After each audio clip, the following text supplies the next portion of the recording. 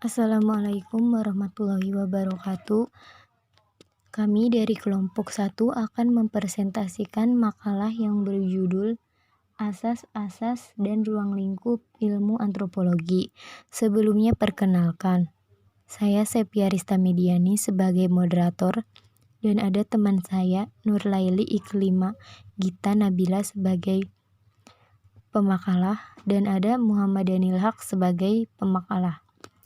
Di sini saya akan memaparkan poin yang A, fase-fase perkembangan antropologi. Fase-fase perkembangan antropologi paling tidak diawali sejak akhir abad ke-15 atau awal abad ke-16.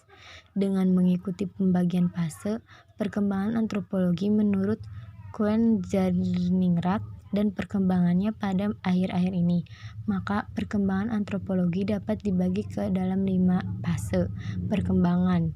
Fase pertama berawal dari akhir abad ke-15 dan awal abad ke-16 hingga sebelum abad ke-18. Fase kedua terjadi sekitar pertengahan abad ke-19. Fase ketiga di sekitar awal abad ke-20. Fase keempat terjadi sesudah tahun 1930-an.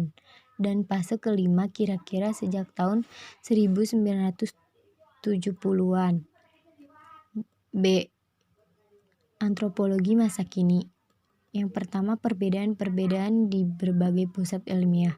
Mengenai kelima fase perkembangan ilmu antropologi, kita perlu untuk mendapat suatu pengertian tentang tujuan dan ruang lingkupnya. Karena ilmu antropologi masih terbilang muda, yakni baru berumur kira-kira 1 abad saja. Yang kedua, perbedaan-perbedaan istilah. Sampai sekarang di berbagai negara masih dipakai berbagai istilah yang perlu diterangkan, di mana istilah-istilah tersebut lazim dipakai. Yang poin ke C, ilmu bagian dari antropologi. Dalam antropologi juga menelan berbagai ilmu-ilmu bagian seperti 1. Antropologi dalam arti luas, yaitu A. Paleoantropologi. Paleoantropologi adalah ilmu bagian yang meneliti asal-usul atau terjadinya dan evolusi manusia dengan mempergunakan sisa-sisa tubuh yang telah membatu, tersimpan dalam lapisan-lapisan bumi yang harus didapat oleh si peneliti dengan berbagai metode panggilan. B. Antropologi fisik. Antropologi fisik dalam arti khusus adalah bagian dari ilmu antropologi yang mencoba mencapai suatu pengertian tentang sejarah terjadinya beragam manusia dipandang dari sudut ciri-ciri tubuhnya. Yang kedua, antropologi budaya. A. Etnologi linguistik.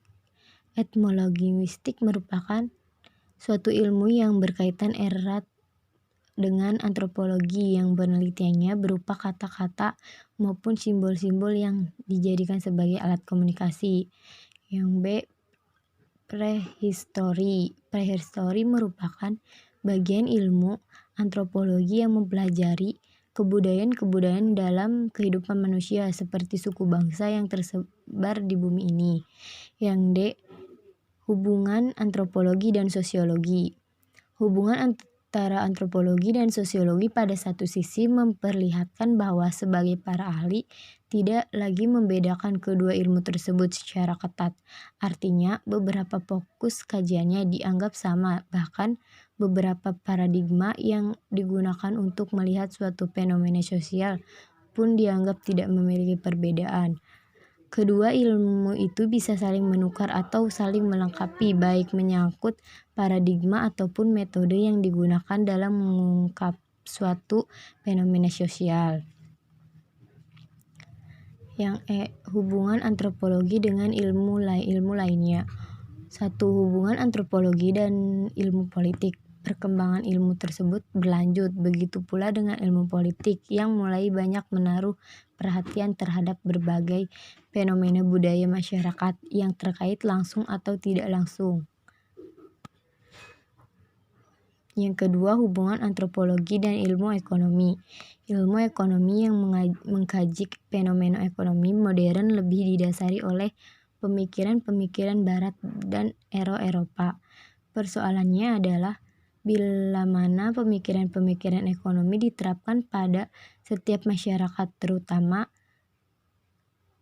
masyarakat yang masih sederhana atau negara, terutama negara berkembang, tidak selamanya akan sesuai karena dilatar belakangi oleh faktor cara pandangan yang berbeda pada kehidupan ekonominya.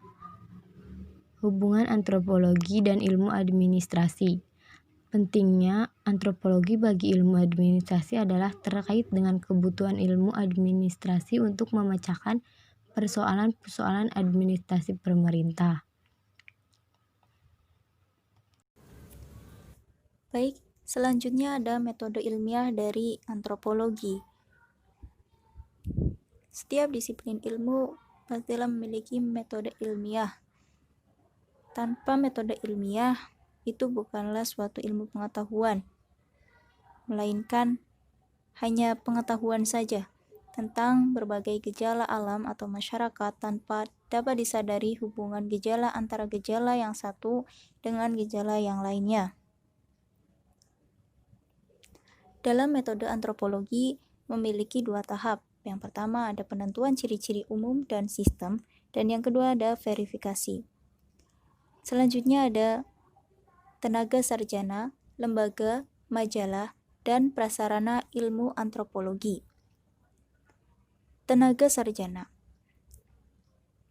Dalam sejarah keilmuan antropologi telah banyak mencetak tokoh-tokoh antropolog yang telah masyhur di kalangan masyarakat, seperti A. Bastian, J. L. Latifow, N. N. Miloku Maclay, Thomas Stanford Raffles, dan Lewis Henry Morgan. Yang kedua ada lembaga-lembaga antropologi. Yang pertama ada American Anthropological Association, yang di dalamnya terdapat Kongres Nasional yang diadakan tiap tahun oleh para ahli Amerika untuk mengumpulkan dan saling mendiskusikan hasil-hasil penelitian mereka masing-masing. Yang kedua adalah American Association of Physical Anthropology, yang di dalamnya menghimpun aktivitas penelitian antropologi fisik. Yang ketiga ada Universitas Yale, yang diadakan di kota New Haven. Di dalamnya ada lembaga yang bernama Institute of Human Relations, yang menyusun dan menjaga dengan suatu sistem kartu besar yang memuat data serta bahan keterangan etnografis tentang sebanyak mungkin kebudayaan yang tersebar di dunia. Selanjutnya ada lembaga-lembaga antropologi dari Inggris, seperti Royal Anthropological Institute of Great Britain and Ireland. Yang kedua ada International Africa Institute. Selanjutnya ada majalah-majalah antropologi. Majalah-majalah ini tersebar luas di berbagai negara, seperti Australia atau New Zealand. Di sana ada di Sydney. Yang kedua ada di Wellington. Dan ada di negara Jerman itu ada The Zeigerzer Faktor Kunde. Ada Frobenius Institute, ada di Freiburg. Kemudian yang keempat adalah prasarana ilmu antropologi. Yang pertama ada kamus kecil yang disusun oleh C. Winnick yang berjudul Dictionary Anthropology.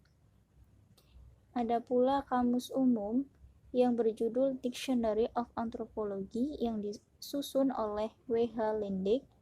Dan yang ketiga ada kamus khusus yang berjudul Multilingual Glossary of Anthropological Terms yang disusun oleh salah satu ahli antropologi di bawah bimbingan G. Molstoy. Baik, terima kasih. Itu tadi pemaparan makalah dari kelompok kami. Kurang lebihnya mohon maaf. Wabillahi taufiq wal hidayah. Wassalamualaikum warahmatullahi wabarakatuh.